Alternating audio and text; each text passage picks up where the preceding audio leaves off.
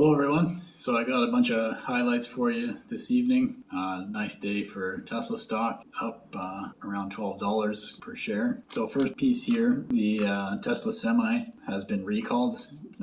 35 of the Tesla Semis apparently have an issue with the parking brake. There's a faulty parking brake valve that was produced by Bendix Commercial Vehicle Systems, and they already have a solution for that. The recalled semis will have to go in and they'll replace this brake valve. Kind of expected with a brand new vehicle to have some hiccups initially, so I'm sure there'll actually be more. This seems to be a small one, only affecting 35 trucks, but there's not a lot of trucks out there yet. Next piece, the Cybertruck. There's been some postings for jobs that are for painting the Cybertruck, so there's some confusion there because the Cybertruck's not going to have paint. It's just going to be bare stainless steel. So this article points out, like, here's some of the positions: manufacturing engineer paint, equipment engineer paint, process engineer paint. They're just saying there are still going to be some parts of the truck that are painted, like the bumper and things like that, and maybe the fenders as well. There will be people who need to work in the paint department. It's just not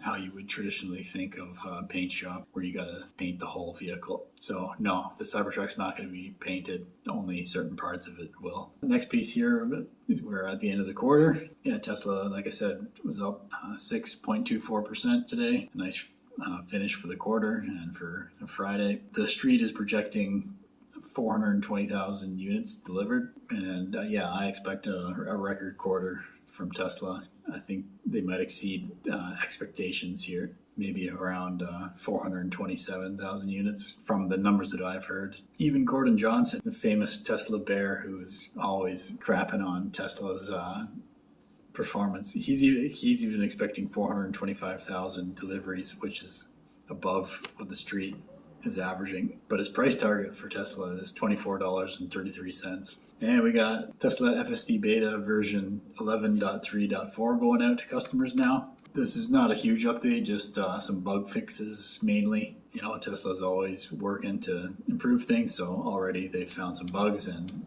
have improved them and is sending out an update. Next piece we got, so this article pointed out, well, the headline here: many electric vehicles to lose big tax credit with new rules. They pointed out that only a few of the 91 EV models now for sale in the US likely will get the full credit, although some will qualify for half. So all those rules I pointed out in my last video, I guess a lot of electric vehicle manufacturers are not going to qualify for the full credit. Seems like there'll be a bunch that'll get half the credit. They point out here, General Motors, for instance, says its EVs will only be eligible for $3,750, which is half the credit once the rules are effective.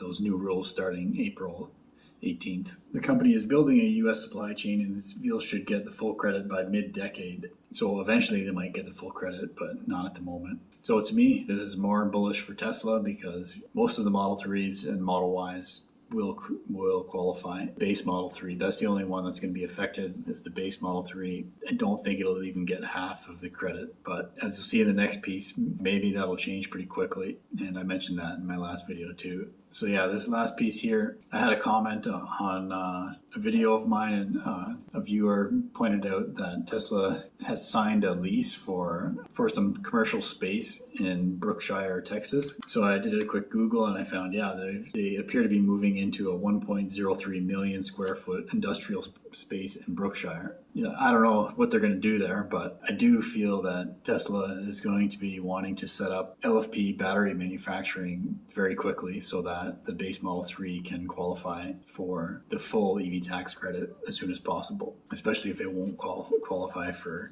any of it. But if they can get the manufacturing into North America, then it will. Then yeah, I think they're going to push pretty quickly to make this happen. So this is a huge space. Whether or not they'll do battery manufacturing there, I'm not sure, but I do think they're motivated to make that happen. And then this also plays into the fact that they went to the White House and they mentioned potentially building battery manufacturing location in Texas. Well, Brookshire is in Texas, so this could have been what they're talking about. So yeah, that's my little update reel for this evening. My name is Evan Bertrand. This is the Evergreen channel. subscribe if you like. You can just click on the wheel in the bottom right. And thanks for watching.